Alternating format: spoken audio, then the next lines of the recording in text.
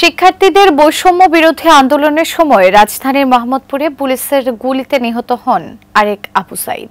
তার বাড়ি পঞ্চগড়ের প্রধানহাট গ্রামে। রংপুরে আবু সাইদের মৃত্যু আলোচনায় থাকলেও দরিদ্র মুদি দোকানি আবু সাইদ রয়ে যাচ্ছেন নিভৃতেই।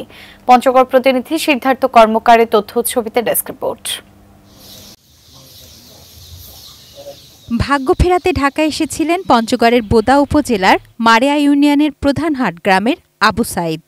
দীর্ঘদিন রাজধানীর রাজপথে চালিয়েছেন রিকশা। এক পর্যায়ে শেষ সম্বল গ্রামের বাড়িটি বন্ধক রেখে কৃষি ব্যাংক থেকে ঋণ নেন। মোহাম্মদপুরের বসিলায় গড়ে তোলেন মুদি দোকান।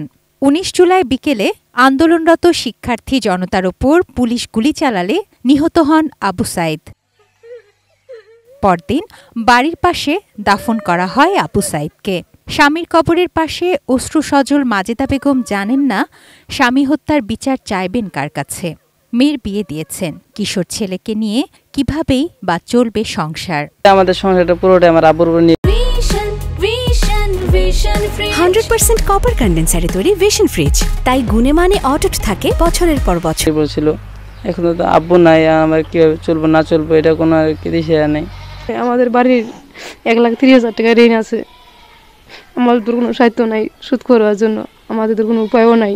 আবু সাইদ কোনো রাজনৈতিক কর্মকাণ্ডে জড়িত ছিলেন না। তার মৃত্যুতে শোকাহত এলাকার মানুষ।